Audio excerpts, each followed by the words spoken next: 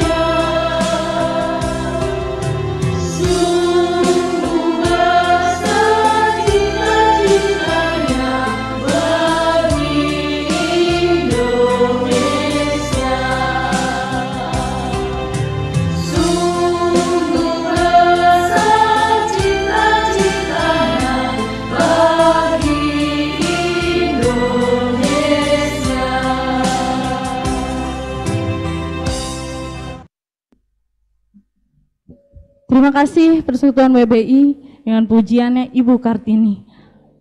Tiba saatnya kita akan bersama-sama masuk ke dalam kehadirat Tuhan. Kita akan bersama-sama menyembah Dia, bersorak meninggikan namanya. Saya mengundang Bapak Ibu Saudara untuk tunduk kepala. Kita akan bersaat teduh sejenak.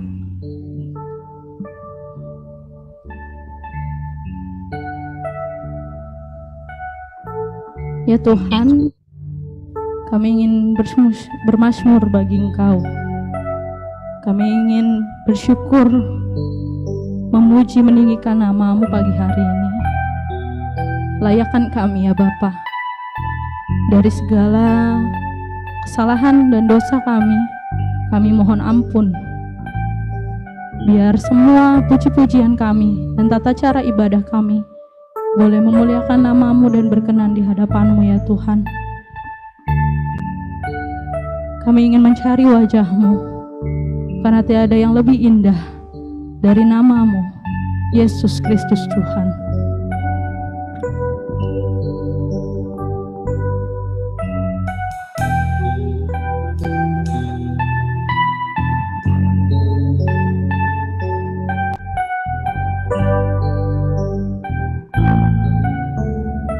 Ku cari wajahmu, ku temukan kasihmu.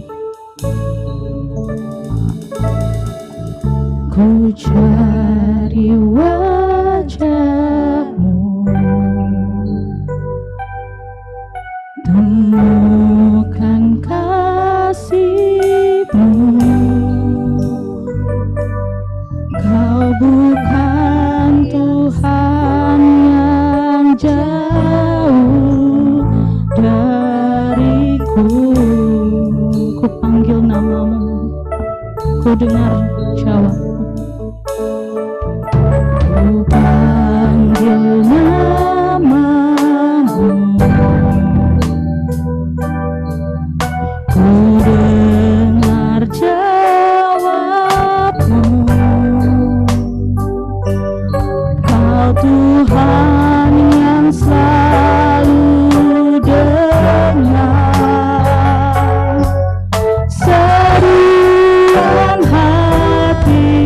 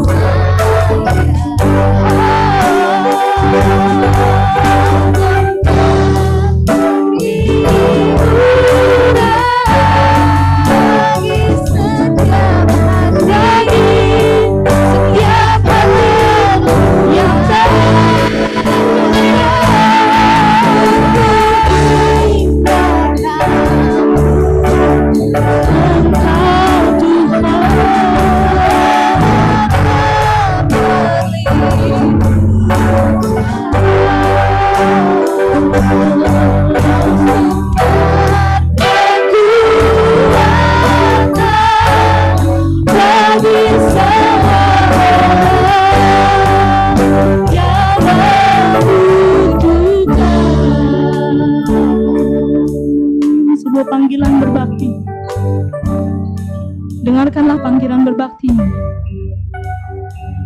Hormatilah Tuhan dan taatilah Dia. Marilah kita bersorak-sorai untuk Tuhan. Bersorak-sorak bagi gunung batu keselamatan kita. Biarlah kita menghadap wajah-Nya dengan nyanyian syukur. Bersorak-sorak baginya dengan nyanyian mazmur. Sebab Tuhan adalah Allah yang besar, dan Raja yang besar mengatasi segala Allah. Bagian-bagian bumi paling dalam ada di tangan-Nya. Puncak gunung-gunung pun kepunyaannya. Kepunyaannya laut, Dialah yang menjadikannya, dan darat, tangannya lah yang membentuknya. Masuklah, marilah kita sujud menyembah, berlutut di hadapan Tuhan yang menjadikan kita. Sebab Dialah Allah kita, dan kitalah umat gembalaannya, dan kawanan domba tuntunan tangannya.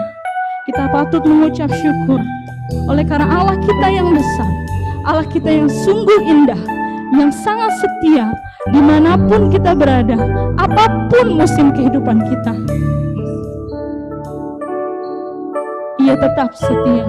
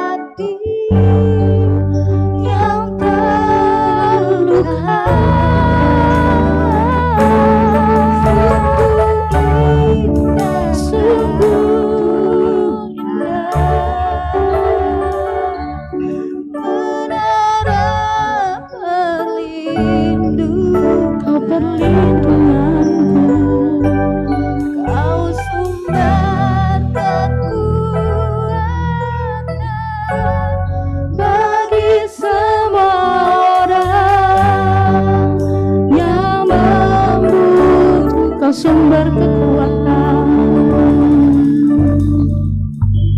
sumber kekuatan, sumber kekuatan, sumber kekuatan, sumber kekuatan, sumber kekuatan bagi semua yang membutuhkan. Kau Allah yang besar, Raja yang perkasa, yang menjadikan langit dan bumi. Pagi hari ini ya Bapa, kami ingin menyembah Engkau, meninggikan nama-Mu, belajar kebenaran-Mu. Biarlah setiap kami ya Bapa boleh menyembah Engkau dalam roh dan kebenaran. Biarlah setiap kami Engkau layakkan juga Tuhan, dari segala kesalahan kami, dosa perbuatan kami, Engkau ampuni, agar setiap puji-pujian kami dan tata cara ibadah kami berkenan di hadapan Tuhan dan menjadi persembahan yang harum bagi nama Engkau ya Yesus. Pagi hari ini ya Bapa, kami menyerahkan keseluruhan acara pagi hari ini ke dalam tangan kuasa Tuhan. Dimanapun kami berada, apapun keadaan kami ingin menyembah Tuhan, kami ingin memuji dan memuliakan nama Tuhan. Terima kasih Yesus, terima kasih Roh Kudus. Ke dalam tangan kuasa pengasihan-Mu kami menyerahkan keseluruhan hari ini. Haleluya, amin. Shalom, selamat pagi. Oke, kedengeran sih sampai sini, kedengeran. Ya, kalau misalnya Bapak Ibu Saudara yang ada di Zoom bisa klik reaction love untuk mengatakan selamat pagi kepada sanak saudara yang ada di tempat lain, yang mungkin kita berjauhan. Pakai reaction di Zoom tuh, ada kan tuh reaction love. Nah, kelihatan nih dari sini, kelihatan. Oke. Kita akan bersuka cita bersama-sama, kita akan menyanyikan bersama pujian medley, kasihnya seperti sungai, sayang-sayang disayang, ku kasihi kau dengan kasih Tuhan. Saya mau mengundang Bapak Ibu Saudara yang ada di rumah maupun yang ada di gereja, kita akan bangkit berdiri, kita akan memujikan ini dengan penuh semangat, penuh sukacita, untuk kemuliaan nama Tuhan tentunya. Kasihnya seperti sungai, pujian medley, nyanyian sukacita. Harus dengan sukacita Bapak Ibu Saudara ya.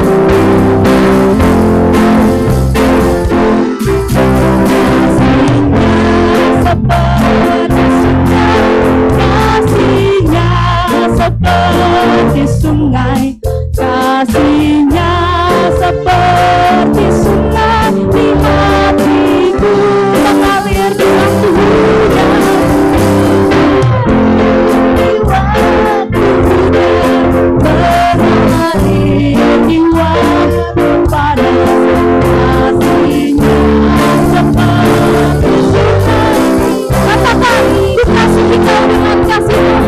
Tunjuk teman-temannya.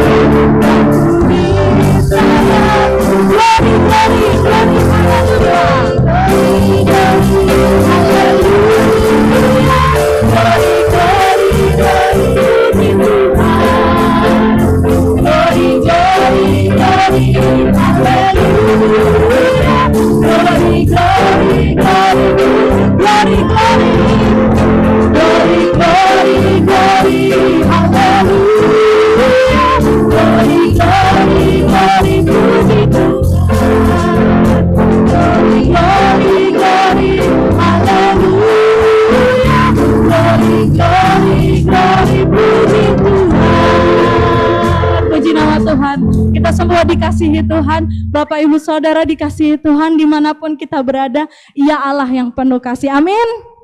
Amin. Dipersilakan duduk kembali. Kita akan mendengarkan persembahan pujian dari Persekutuan WBI. Dipersilahkan.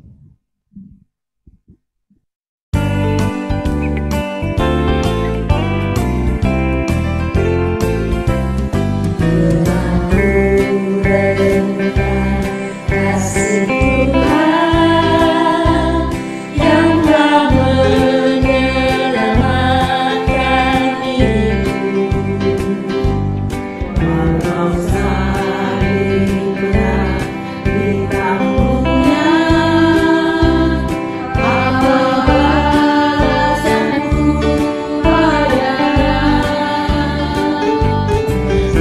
Yesus mengasihi aku,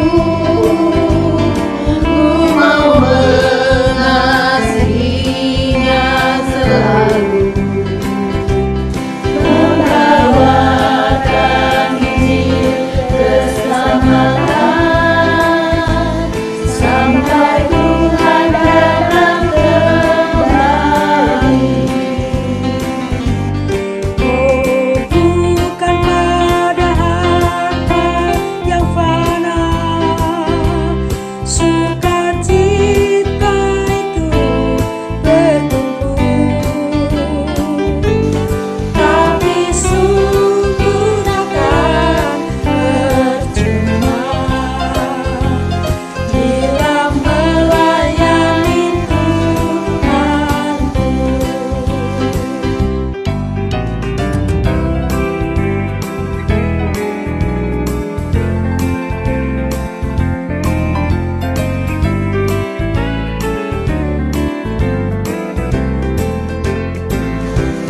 Bila ku rekam kasih Tuhan yang telah menyelamatkan diriku, walau salib berat ditanggungnya, apa balasanku padanya? Seperti Yesus mengasihi aku, ku mau mengasihinya selalu, membawakan Injil keselamatan sampai Tuhan datang kembali. Bukan pada harta yang mana, sukacita itu bertumbuh, tapi sungguh takkan percuma bila melayani Tuhanmu. Oh, bukan pada harta yang mana, sukacita itu bertumbuh, tapi sungguh takkan percuma bila melayani Tuhanku. Tapi sungguh takkan percuma bila melayani Tuhanku.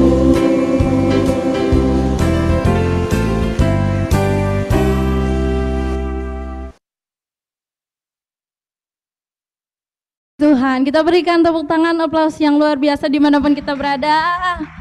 Ya, saya di sini mewakili Persekutuan Wanita. Boleh ibu-ibu atau kaum wanita yang belum mengikuti Persekutuan Wanita boleh bersama-sama bergabung dengan Persekutuan BBI yang akan dilaksanakan setiap hari Jumat biasanya. Ya, bapak-bapak atau kaum muda boleh ikut persekutuan-persekutuan juga.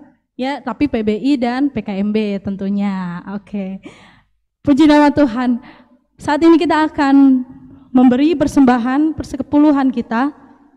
Panggilan memberi diambil dari 1 Tawarik pasal 16 ayat 29. Begini firman Tuhan. Berilah kepada Tuhan kemuliaan namanya. Bawalah persembahan dan masuklah menghadap Dia. Sujudlah menyembah kepada Tuhan dengan berhiaskan kekudusan. Sebelum kita memberikan persembahan dan persepuluhan, kita akan bersama-sama berdoa. Mari kita bersatu dalam doa. Tuhan Allah Bapa yang bertata dalam keadaan kerajaan surga yang mulia, di tengah-tengah ibadah kami ya Bapa, kami ingin memberikan dan mengembalikan berkat yang sudah Tuhan berikan lewat apapun kegiatan kami, bisnis, pekerjaan, orang tua, apapun itu, kami mengucap syukur oleh karena berkat Tuhan yang selalu Tuhan limpahkan bagi kami, dimanapun kami berada, apapun kondisi kehidupan kami. Terima kasih ya Bapak, kami mengucap syukur oleh karena berkat tersebut. Pada hari ini Tuhan, kami ingin mengembalikannya kepada Engkau, biarlah setiap persembahan persepuluhan ini boleh memuliakan nama Tuhan, menjadi berkat bagi orang lain. Dan terlebih lagi kami berdoa untuk tangan-tangan yang mengelolanya, supaya Tuhan memberikan hikmat Tuhan, memberikan tuntunan dari Tuhan untuk dapat mengelolanya dengan bijak. Terima kasih Yesus, terima kasih Roh Kudus. Ke dalam tangan kuasa-Mu kami menyerahkan persembahan persepuluhan ini. Haleluya, amin. Pujian persembahan Tuhan bagimu, nyanyian pujian 305 bait 1 dan 4. Kita akan pujikan bersama-sama.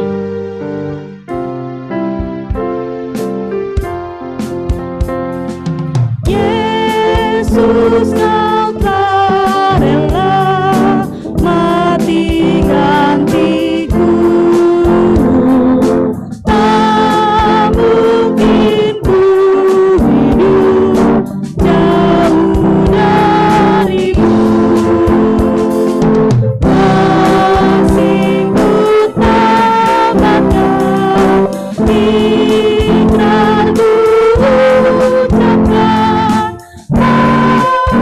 namun ku sangat Tuhan bagimu. Kurnia darimu harta hidup, kurnia darimu harta hidupku.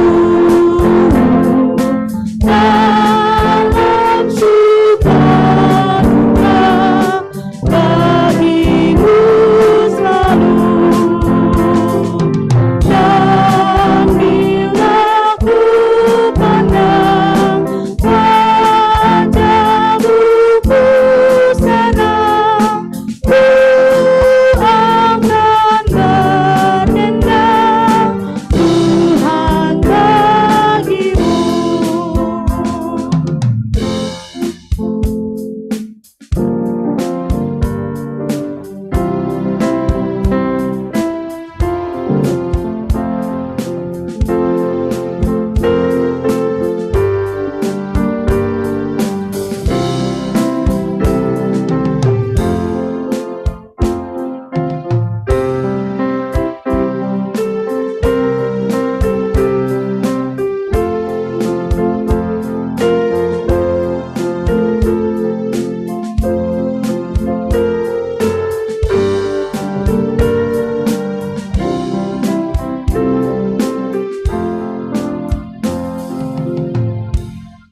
Amin, puji nama Tuhan. Tiba saatnya kita akan mendengarkan kebenaran firman Tuhan. Kita akan belajar bersama-sama kebenaran firman Tuhan yang akan disampaikan oleh Ibu Natalina dengan judul firman Tuhan, takkan pernah habis. Pujian persiapan firman Tuhan, berikanlah firman hidup. Nyanyian pujian 101 kita akan pujikan untuk mengiringi kita dalam mempersiapkan mendengar firman Tuhan. Ya Tuhan, berikanlah firman hidup, agar imanku takkan redup. Firman benar kekal yang ku rindu, jadi pedoman bagi hidupku. Ya Tuhan, berikanlah firman benar. Ya Tuhan, berikanlah firman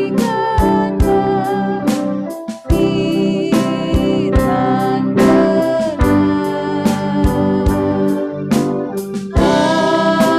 agar jiwaku pun jadi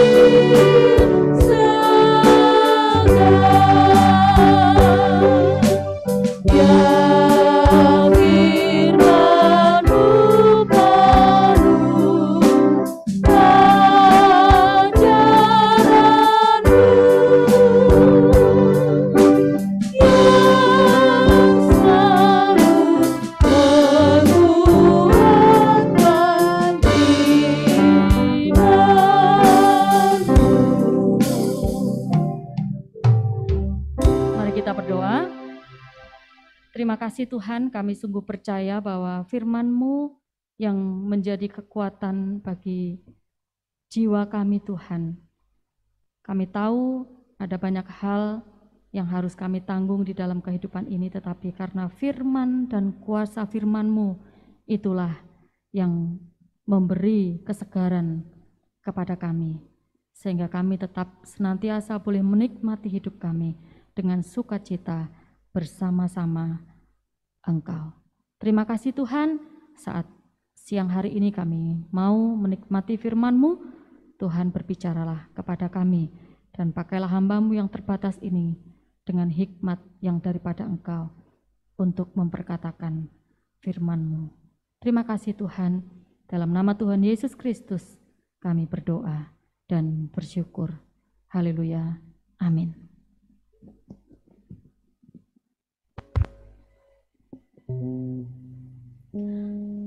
Shalom, selamat siang.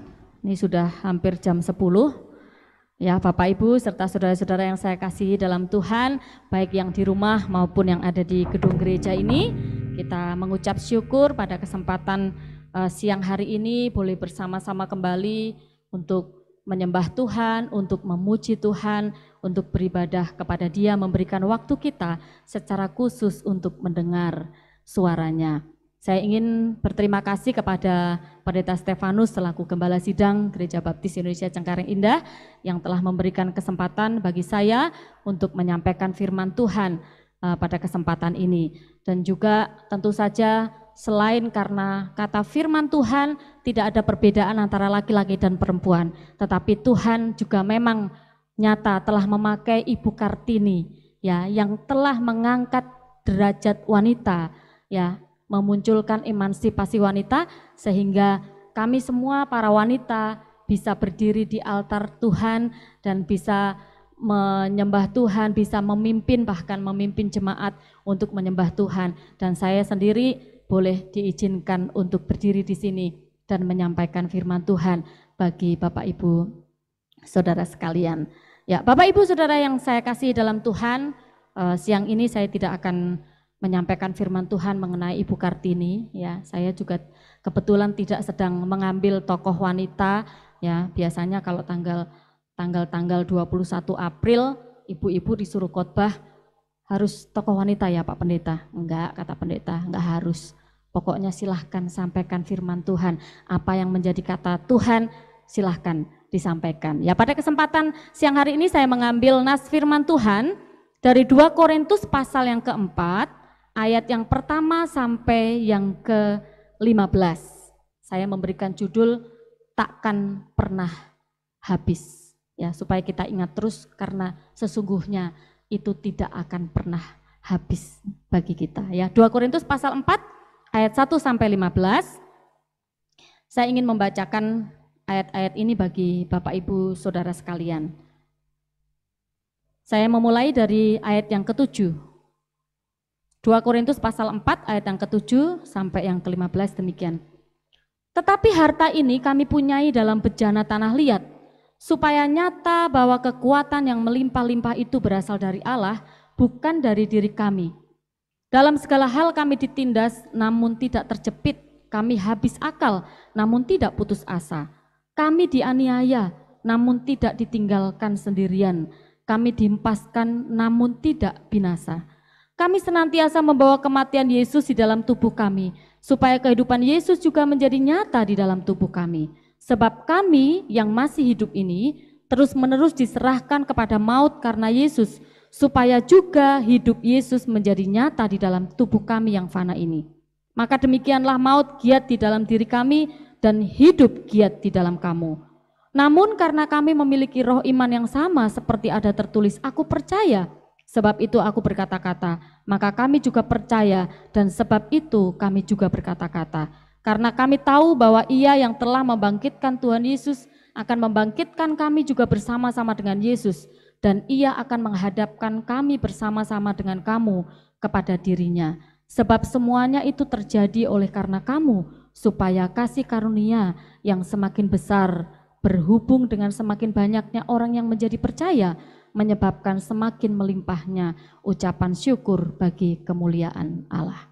Bapak Ibu serta saudara yang saya kasih di dalam Tuhan, kitab surat 2 Korintus ya, khususnya pasal yang keempat, ini sebetulnya adalah sebuah ungkapan Paulus ya, yang membeberkan, yang menjelaskan, yang memaparkan kepada kita, kepada jemaat yang ada di Korintus pada waktu itu, seperti apa sih gambaran pelayanan Paulus.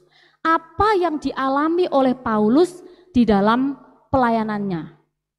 Ya, di dalam ayat-ayat ini rasanya ada banyak hal yang diceritakan oleh Paulus mengenai penderitaan, mengenai hal-hal yang berat yang ditanggung oleh Paulus di dalam dia melayani Yesus Kristus. Ayat yang ke-8 di dalam bagian ini dikatakan demikian. Dalam segala hal kami ditindas. Ya, saudara-saudara, kalau orang mengalami penindasan, kenapa Paulus mengatakan dalam segala hal kami ditindas? Ya, dalam bahasa Indonesia sehari-hari itu dikatakan bahwa kami diserang dari segala arah. Diterjemahkan seperti itu. Kami diserang dari segala arah.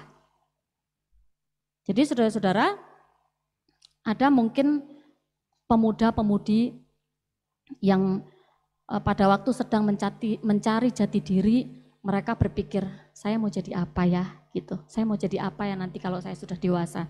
Lalu ada seseorang yang berkata, saya mau jadi pendeta aja. Kenapa pengen jadi pendeta? Jadi pendeta tuh enak.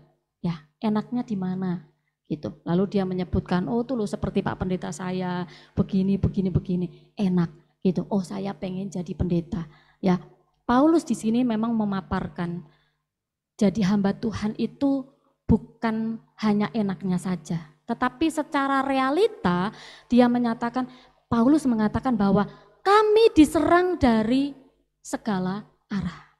Ketika Paulus mengabarkan firman Tuhan, ketika dia menginjili banyak orang, ya Paulus diserang oleh berbagai pihak, oleh pejabat-pejabat pemerintahan, oleh sekelompok orang-orang Yahudi yang tidak suka. Karena pada awalnya sesungguhnya Paulus adalah orang yang menganiaya setiap orang-orang yang memanggil nama Yesus. Tapi setelah itu, kenapa dia menjadi berbalik? Ya, sampai pada suatu kali Paulus akan dibunuh.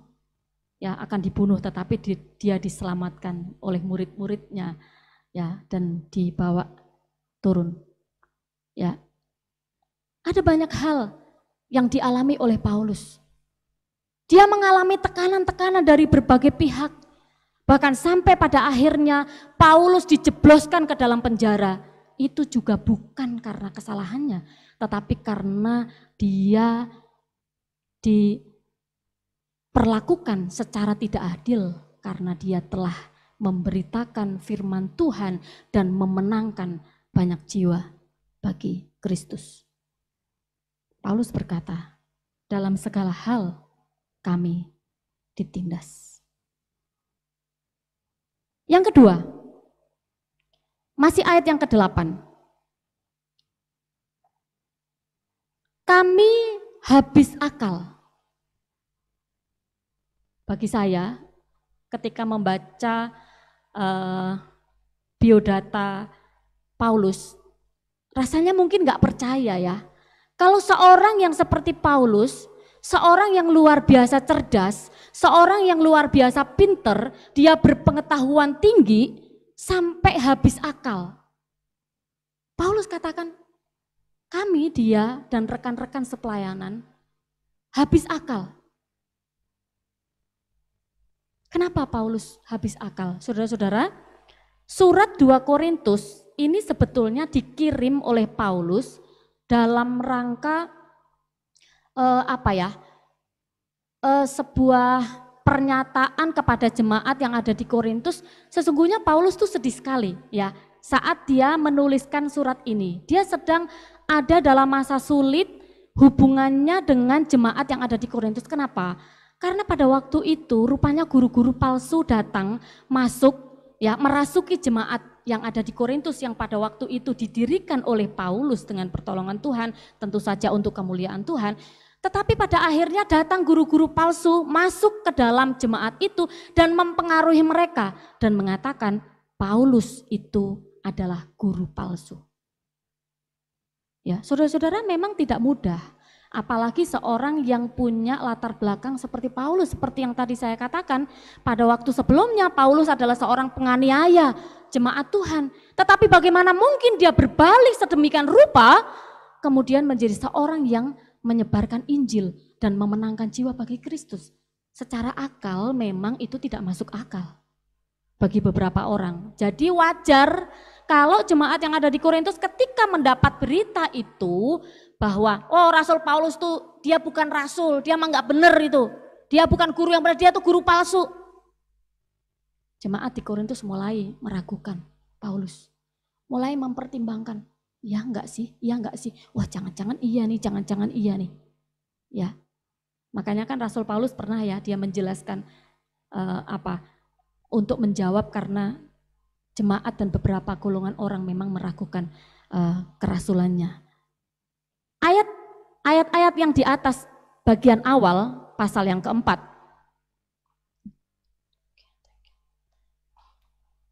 Saya ingin membacakan ayat yang pertama sampai yang keenam. Oleh kemurahan Allah kami telah menerima pelayanan ini, karena itu kami tidak tawar hati. Tetapi kami menolak segala perbuatan tersembunyi yang memalukan. Kami tidak berlaku licik dan tidak memalsukan firman Allah.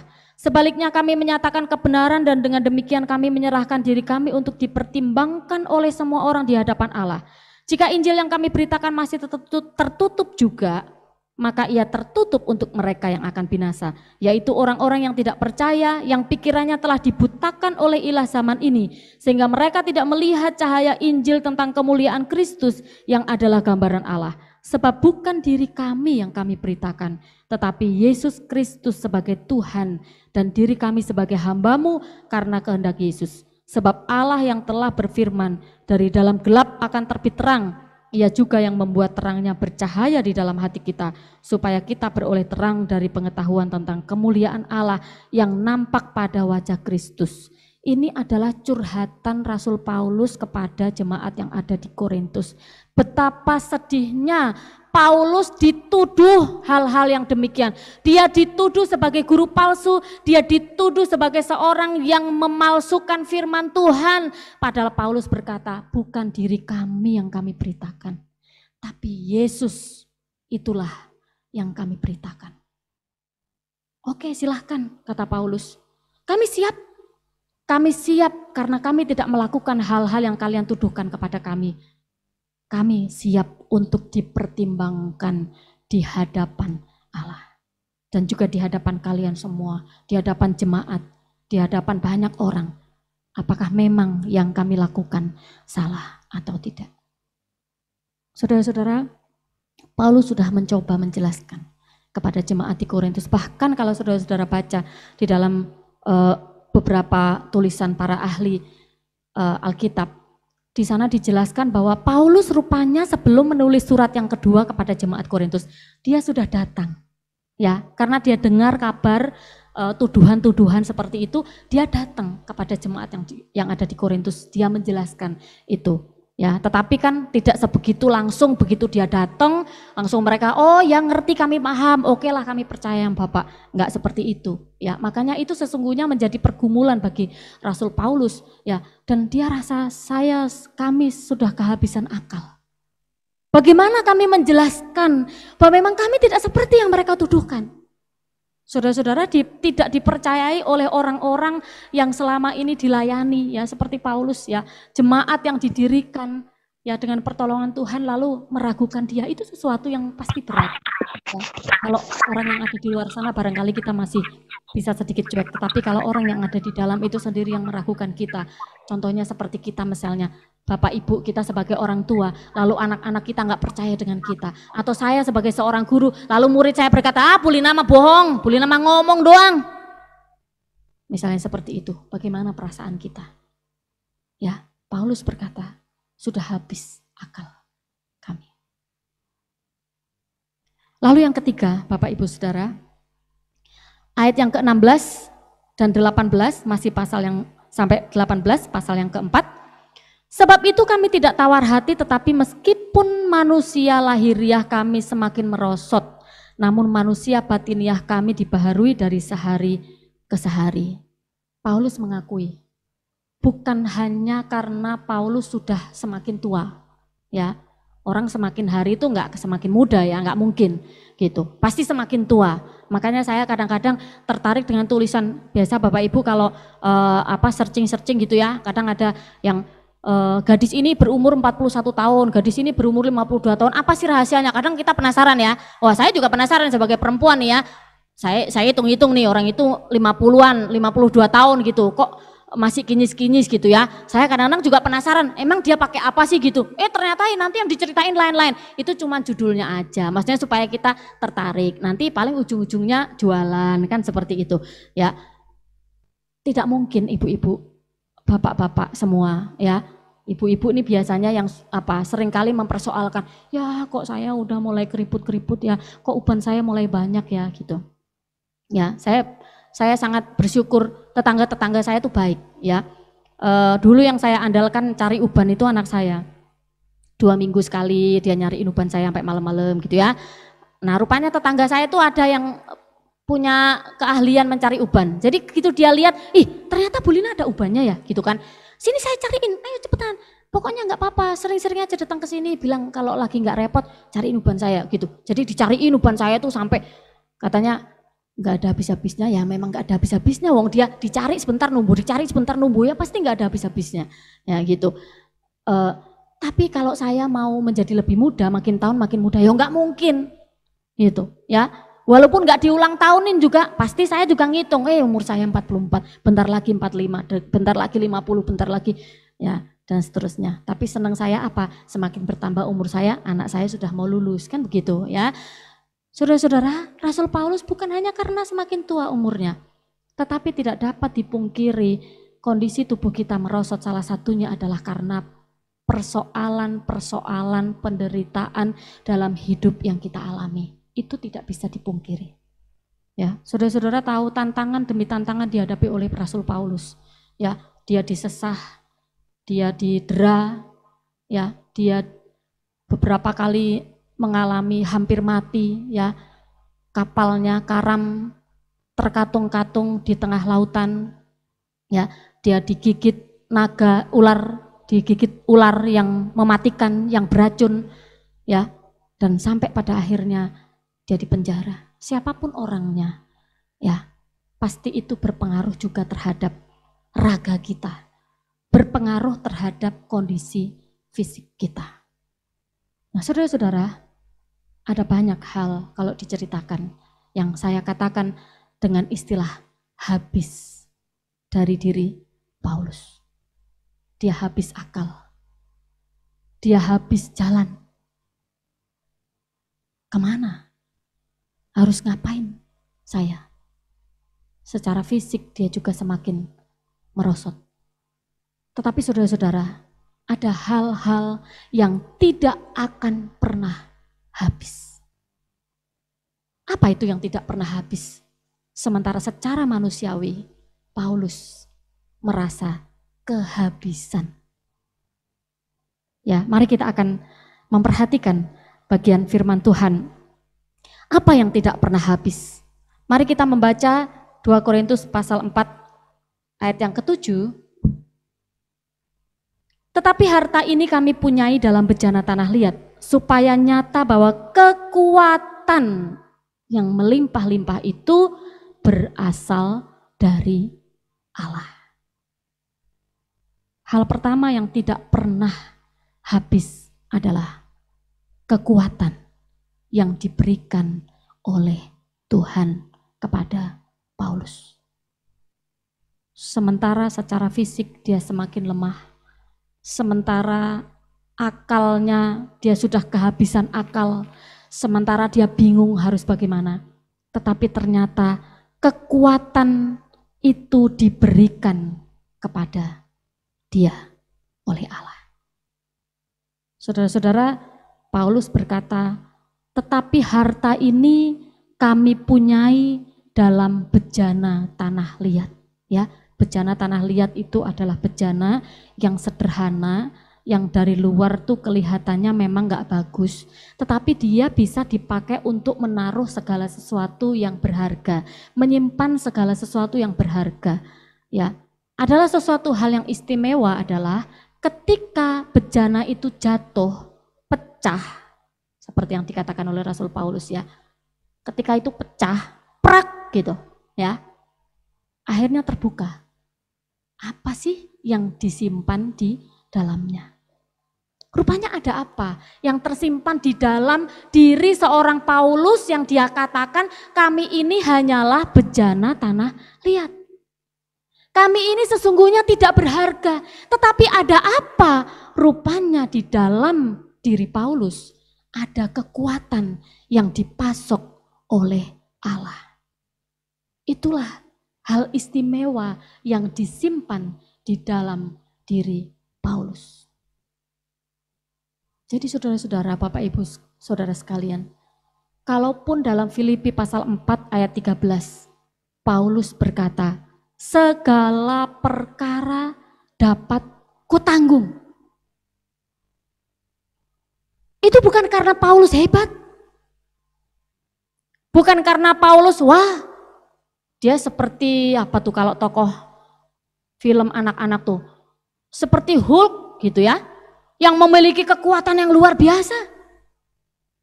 Atau seperti Limbat yang enggak pakai ngomong tapi kekuatannya hebat.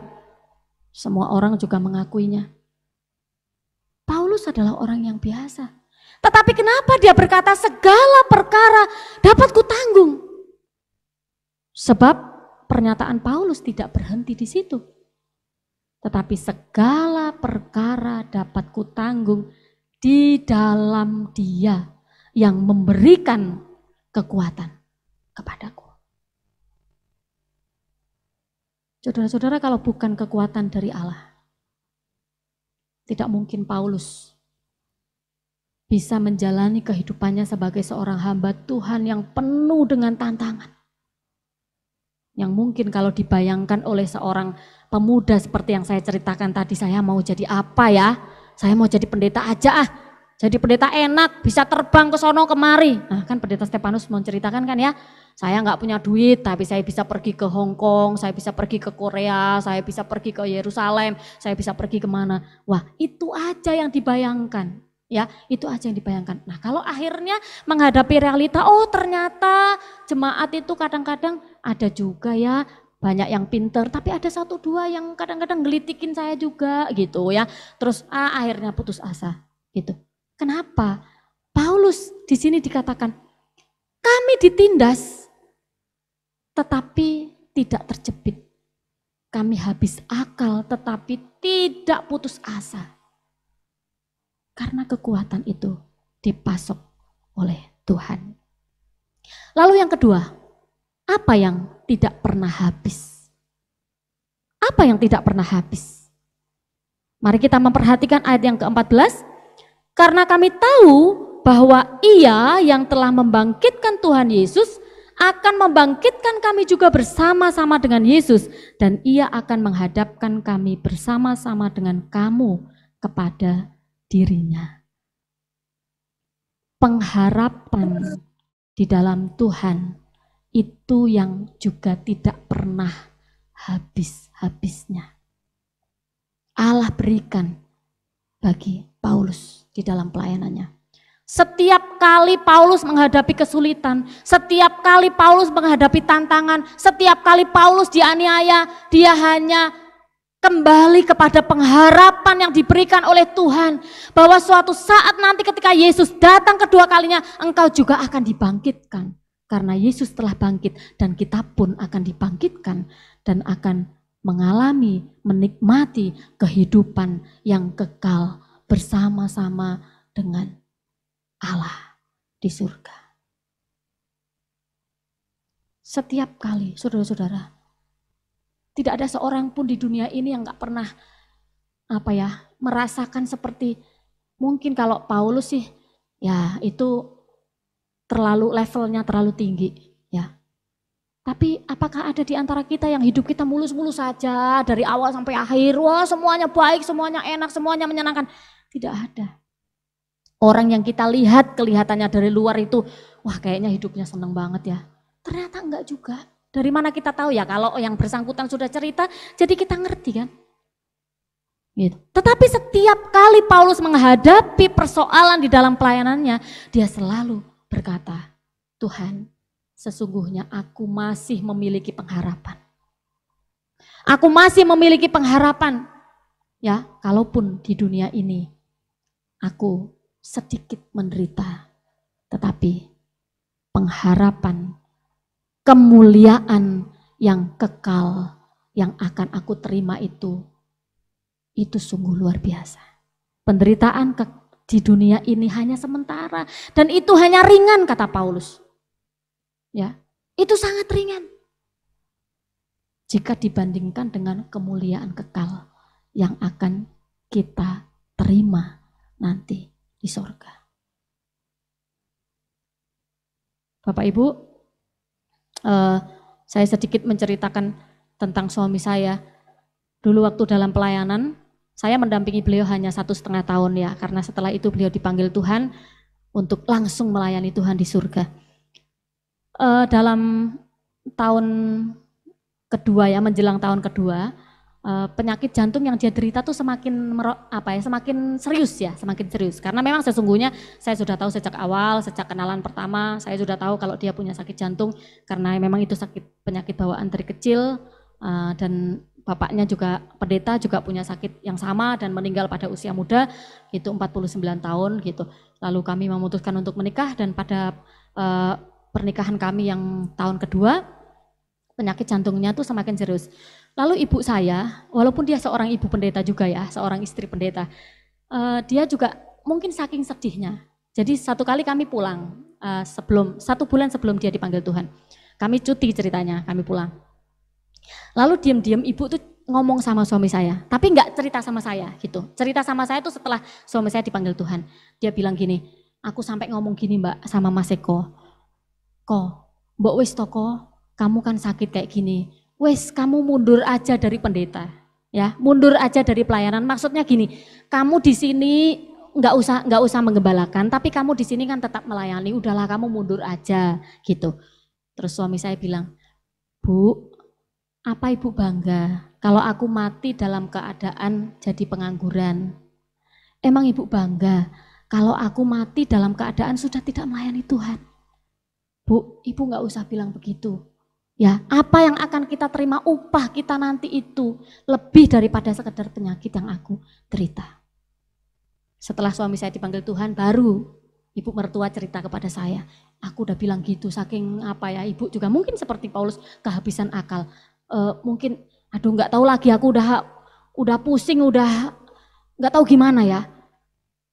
Akhirnya saya mengusulkan sama Mas Eko, udah kamu mundur aja dari pelayanan. Maksudnya supaya kamu fokus pengobatan, supaya kamu sehat. Nggak apa-apa, kamu nggak menggembalakan juga di sini juga tetap melayani kok, ibu percaya gitu. Tetapi dia tidak mau. Ya, saudara-saudara, kenapa? Karena dia yakin pada waktu nanti dia dipanggil Tuhan, upah itu sudah menunggu. Ya. Jadi itu yang membuat seseorang itu tidak patah semangat, tidak mudah mundur, ya, tidak mudah putus asa di dalam pelayanannya. Pengharapan yang dari Tuhan tidak pernah habis.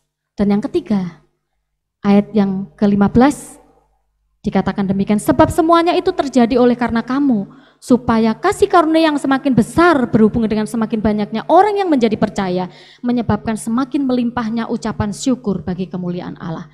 Kasih karunia Allah itu juga Dia berikan, tidak ada habis-habisnya bagi kita. Saudara-saudara, seringkali dalam tulisan Paulus flashback ya. Dia seringkali menceritakan masa lalunya. Kenapa? Dengan dia menceritakan masa lalunya, dia menyadari betapa besar kasih karunia yang telah dia terima dari Allah. Seorang yang dia katakan, aku adalah sampah. Ya, masa laluku itu adalah sampah. Walaupun pada waktu itu, pada masa itu adalah kebanggaan secara manusia. Tetapi karena dia belum ditangkap oleh Tuhan, bagiku itu adalah sampah. Dan kutinggalkan semuanya itu karena aku ingin berlari, ingin mengejar hadiah surgawi yang dari Allah. Keselamatan yang diberikan oleh Tuhan dengan dia ditangkap langsung oleh Yesus dalam sebuah perjalanan ketika dia juga akan menganiaya pengikut Kristus. Itu adalah kasih karunia yang luar biasa yang dia terima dari Allah. Itulah yang pada akhirnya selalu mendorong Paulus untuk menyebarkan Injil. Dia ingin bukan hanya dirinya yang menerima kasih karunia itu, tetapi dia ingin semua orang pada akhirnya mengenal Yesus, menerima kasih karunia itu, yaitu kehidupan yang kekal. Rasul Paulus suatu kali curhat sama Tuhan. Tuhan, kok ada duri dalam daging saya? Gitu ya. Ada yang menerjemahkan itu mungkin semacam penyakit atau semacam kesulitan yang sangat kompleks gitu yang dihadapi oleh Paulus. Tetapi yang jelas Paulus sebagai seorang manusia pingin rasanya ya lepas dari situ. Dia berdoa, Tuhan angkatlah duri dalam daging saya ini. Ambillah Tuhan. Tetapi Tuhan berkata apa? Sudah cukup kasih karuniaku bagimu. Cukup karena kasih karunia itu terus diberikan oleh Allah bagi Paulus. Kita yakin bahwa kekuatan Tuhan, pengharapan yang daripada Allah itu, dan kasih karunia itu tidak akan pernah ada habisnya sepanjang kita masih berpegang kepada Tuhan. Apakah saudara-saudara menghadapi persoalan? Apakah saudara-saudara dan saya sedang ada dalam masa sulit seperti Paulus? Apakah kita seringkali menghadapi tantangan? Apakah kita mungkin sudah habis kesabaran terhadap anak-anak kita? Kita mengeluh, kita bilang kepada teman kita bilang kepada tetangga kita cerita kepada siapapun yang bisa kita cerita, aduh saya udah capek. Saya udah kehabisan akal, saya udah habis kesabaran menghadapi anak-anak saya, nggak tahu harus bagaimana. Setiap kita menghadapi persoalan, tidak ada seorang pun yang tidak menghadapi persoalan. Saya sedih ketika seorang sedang dalam kesulitan, lalu bertanya kepada saya, Bu saya mau nanya sama Ibu, sebenarnya Tuhan itu ada nggak sih? Benar nggak sih kalau Tuhan itu ada? Saya bilang, seberapapun banyak saya belajar tentang firman Tuhan, saya nggak akan sepinter itu menjawab pertanyaanmu. Saya hanya berdoa, Tuhan akan menyatakan diri kepada dirimu secara pribadi. Dia berkata, kenapa saya diombang-ambingkan? Kenapa saya dilambungkan kemudian saya dilemparkan kembali? Bukankah itu seperti anak burung Raja Wali? Yang dia diterjunkan tetapi induknya akan menangkap kembali. Sepanjang kita percaya bahwa kita akan ditangkap oleh Tuhan, kita masih akan tetap ada di jalannya. Karena begitu luar biasa kasih karunia yang diberikan bagi kita. Mari kita mengucap syukur dan semakin giat di dalam melayani Tuhan, karena kasih karunia, kekuatan dan pengharapan itu tidak akan pernah habis diberikan kepada kita. Mari kita tunduk kepala. Saya mengundang Bapak Ibu Saudara sekalian untuk meneliti diri pribadi kita masing-masing, dan termasuk saya. Mari kita melihat hidup kita. Mari kita flashback apa yang sudah pernah terjadi di dalam kehidupan kita. Apa yang sudah kita alami. Perjuangan, tantangan, menghadapi kesulitan. Ada sukacita yang kita nikmati, walaupun ketika ada penderitaan kita bilang sukacita itu sangat kecil.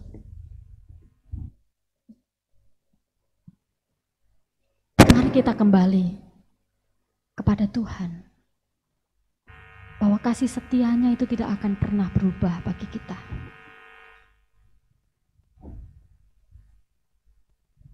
Bahwa kasih-Nya itu selalu melingkupi hidup kita dari sehari ke sehari. Dia tidak akan pernah membiarkan kita sendiri.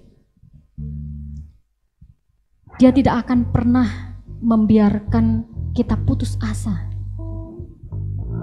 Tetapi kasih-Nya yang luar biasa, kesetiaannya itu yang akan senantiasa dapat kita rasakan. Kau Allah yang setia, Bapa yang mulia, kasih-Mu besar Tuhan. Kau pulihkan hidupku, dan Kaulah yang menjadi harapanku. Mari kita akan nyanyikan pujian ini. Dengan apa akan ku balas Tuhan kasih yang telah Kau nyatakan bagi kami?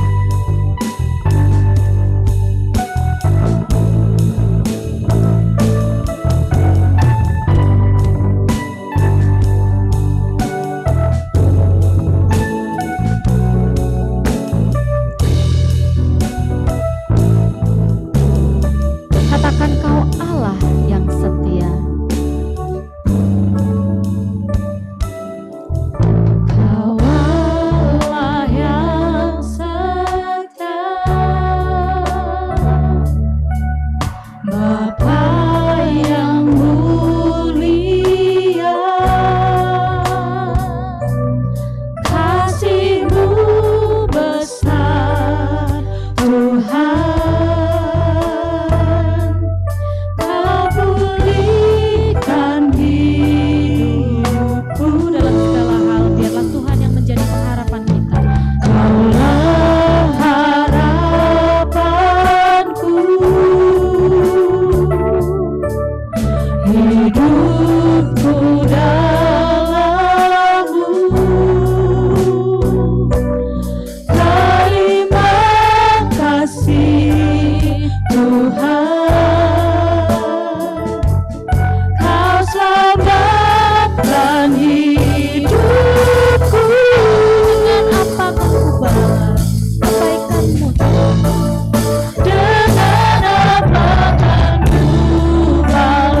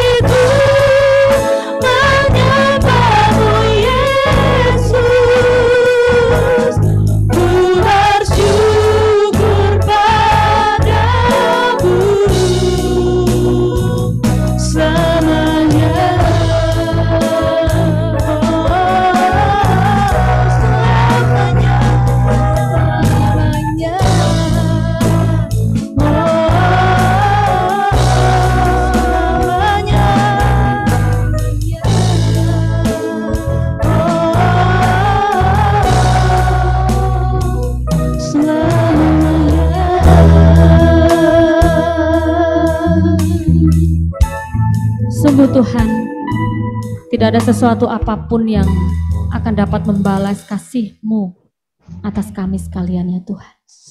Kami orang-orang yang berdosa, yang telah Engkau pilih, yang telah Engkau tangkap, yang telah Engkau selamatkan. Dan Engkau jadikan, Engkau angkat kami menjadi anak-anak-Mu. Bahkan setiap kali kami menghadapi persoalan, kami menghadapi tantangan ketika kami harus berjuang di dalam kehidupan kami Tuhan, Engkau memberikan kekuatan kepada kami. Engkau memberikan pengharapan kepada kami dan kasih karunia Kau curahkan bagi kami tidak pernah habis-habisnya ya Tuhan. Tidak ada sesuatu apapun yang dapat membalasnya. Kami hanya dapat melayani Engkau Tuhan. Kami hanya dapat melakukan bagian kami untuk memperbesar kerajaan-Mu di bumi ini ya Tuhan. Berilah kepada kami kerinduan hati kami Tuhan, supaya kami mau membawa jiwa-jiwa yang sesat kepada Engkau, untuk Engkau selamatkan, untuk menikmati kehidupan yang kekal seperti yang kami nikmati kelak ya Tuhan. Kami bersyukur ya Tuhan, kami bersyukur kepada-Mu. Sungguh tidak ada sesuatu apapun yang sanggup membalas kasih yang tiada habis-habisnya bagi kami Tuhan. Kami mengucap syukur kepada-Mu. Tuhan, kami mau menyerahkan hidup kami. Kami mau menyerahkan perjuangan kami ya Tuhan, yang kami tahu mungkin sampai menghabiskan akal kami, menghabiskan tenaga kami, membuat kami merasa terjepit. Tetapi Tuhan, kami tahu ketika kami menyerahkan kepada kekuatan Tuhan, kami tidak akan pernah Tuhan biarkan putus asa. Kami tidak akan pernah Tuhan biarkan sendirian dan berjuang seorang diri, karena Engkau selalu ada bersama-sama dengan kami. Terima kasih ya Tuhan, pada kesempatan pagi hari ini juga Tuhan, kami mau menyerahkan seluruh jemaat Gereja Baptis Indonesia Cengkareng Indah ya Tuhan. Kami mau menyerahkan, mungkin ada saat ini yang sedang bergumul dengan banyak hal, sakit penyakit. Kami ingin berdoa untuk Ibu Gembala kami, Ibu Stefanus ya Tuhan, yang sedang berjuang melawan kansernya ya Tuhan. Kami menyerahkan supaya memasuki kemo yang ke-6 minggu depan. Tuhan juga yang akan memasok kekuatan. Tuhan yang memberikan semangat kepada Ibu supaya dapat menjalani kemo yang ke-6 ini. Dan bahkan Tuhan yang akan membersihkan kanser itu, sehingga tidak harus melalui operasi, Ibu akan dipulihkan secara sempurna. Kami ingin terus berdoa ya Tuhan untuk Pak Indro yang sampai saat ini juga masih ada di rumah sakit, masih dirawat oleh dokter ya Tuhan di sana. Dengan segala pergumulannya, kami menyerahkan supaya Tuhan juga yang akan menolong Pak Indro ya Tuhan, tetap berpengharapan di dalam Tuhan. Kami juga berdoa untuk Pak Marianto ya Tuhan, yang harus menjalani kemoterapi, yang harus menjalani cuci darah 3 kali dalam seminggu. Kami tahu Tuhan, itu pasti berat. Itu pasti tidak mudah Tuhan.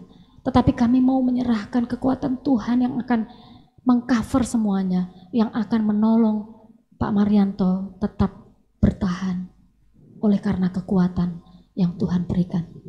Kami ingin berdoa ya Tuhan untuk Pak Elsen, kami ingin berdoa untuk Mbak Mar, kami ingin berdoa untuk Pak Theo Kemlen, kami ingin berdoa untuk Bapak Timotius Sumardi, dan kami ingin berdoa untuk saudara kami Yosef, kami ingin berdoa untuk Ibu Asian yang juga masih bergumul dengan kansernya ya Tuhan. Dan kami ingin berdoa untuk siapapun saudara-saudara kami ya Tuhan yang sedang bergumul dengan sakit penyakit yang tidak dapat kami sebutkan satu persatu ya Tuhan. Tuhan ringankan, Tuhan angkat sakit penyakitnya ya Tuhan. Engkau memberikan kekuatan kepada mereka sementara mereka harus menanggung sakit penyakit itu ya Tuhan. Kau akan memberikan kekuatan supaya mereka tidak menyerah, melainkan mereka akan sungguh-sungguh berserah kepada Tuhan, kepada kekuatan-Mu, kuasa-Mu yang ajaib. Dan kepada saudara-saudara kami yang bergumul dalam hal-hal yang lain, yang merindukan hadirnya momongan dalam rumah tangga mereka ya Tuhan. Mungkin yang sudah 5 tahun, yang bahkan yang sudah 10 tahun, bahkan lebih dari itu, tetapi Tuhan belum izinkan seorang anak lahir di dalam keluarga ini Tuhan. Tuhan, Kiranya Engkau mendengar seru doa mereka, Engkau mendengar tangisan mereka ya Tuhan. Dan untuk teman-teman kami yang merindukan pekerjaan, yang merindukan untuk memiliki rumah secara pribadi ya Tuhan, kami menyerahkan kiranya Tuhan yang mendengar doa-doa kami ya Tuhan. Engkau yang tahu apa yang sungguh-sungguh kami rindukan dan apa yang sungguh-sungguh kami perlukan menurut kehendak dan rencana-Mu ya Tuhan. Tuhan, kami berdoa juga untuk Pendeta Stefanus yang saat ini sedang kurang sehat. Kiranya Tuhan juga akan tolong hamba-Mu ini, jamah bagian-bagian tubuh yang lemah, yang sakit, yang kurang sempurna ya Tuhan. Kiranya Tuhan memulihkan secara sempurna. Terima kasih ya Tuhan, terima kasih. Kami terus berdoa supaya kiranya setiap jemaat, setiap anak-anak Tuhan dimanapun kami berada, kami tidak gentar menghadapi perjuangan hidup, tetapi kami akan terus menyerahkan diri kami dan lekat kepada Tuhan, karena Engkaulah satu-satunya kekuatan dan pengharapan bagi hidup kami. Terima kasih ya Tuhan, kami mau mengakhiri ibadah pada siang hari ini. Kiranya Tuhan menerima setiap puji-pujian kami, persembahan yang kami berikan kepada Engkau ya Tuhan. Kiranya firman Tuhan juga memberikan kekuatan, kesegaran kepada rohani kami. Dalam nama Tuhan Yesus Kristus kami berdoa dan bersyukur. Haleluya. Amin.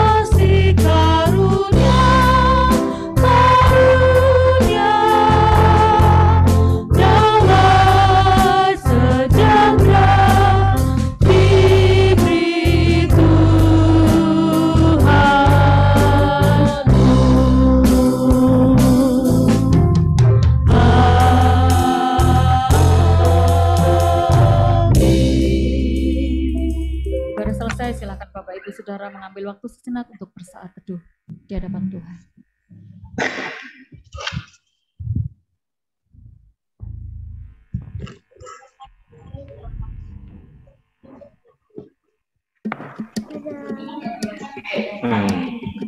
Terima kasih Bu Lina yang sudah menyampaikan firman Tuhan.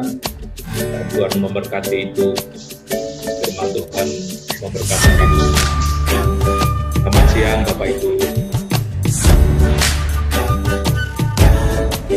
Betapa kita tidak bersyukur, bertanah air kaya dan subur, lautnya luas, gunungnya megah, menghijau padang, bukit dan lembah.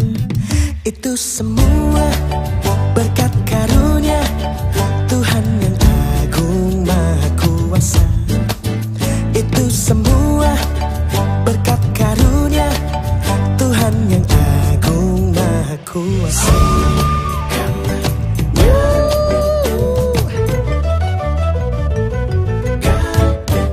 Alangkah indah pagi mereka, bermandi cahaya surya nan cerah. Di tingkah kicau burung tak henti, bunga pun bangkit harum berseri. Itu semua berkat karunia Tuhan yang agung maha kuasa. Itu semua berkat karunia Tuhan yang agung maha kuasa.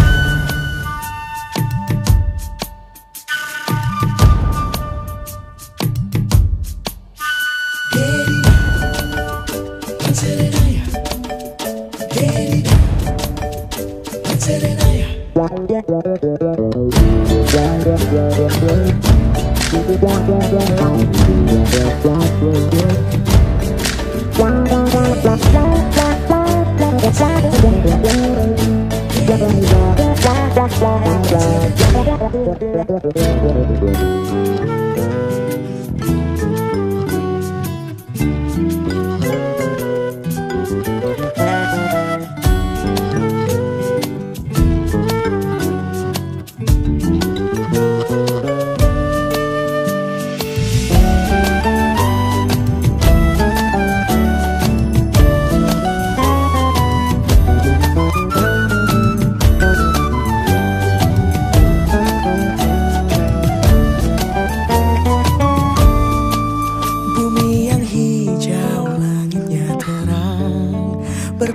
dalam warna cemerlang, indah jelita, damai dan teduh, persada kita jaya dan teguh.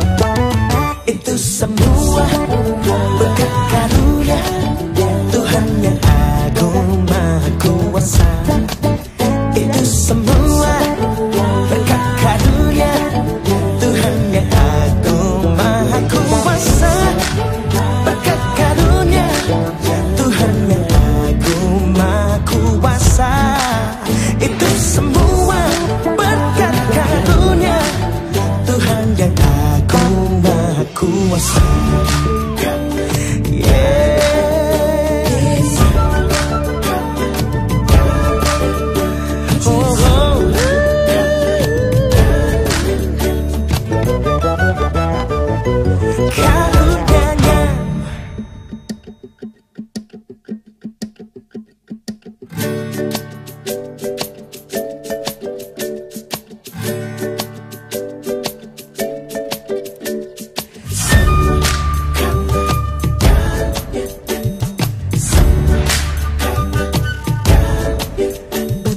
Kita tidak bersyukur, bertanah air kaya dan subur, lautnya luas, gunungnya megah, menghijau padang, bukit dan lembah.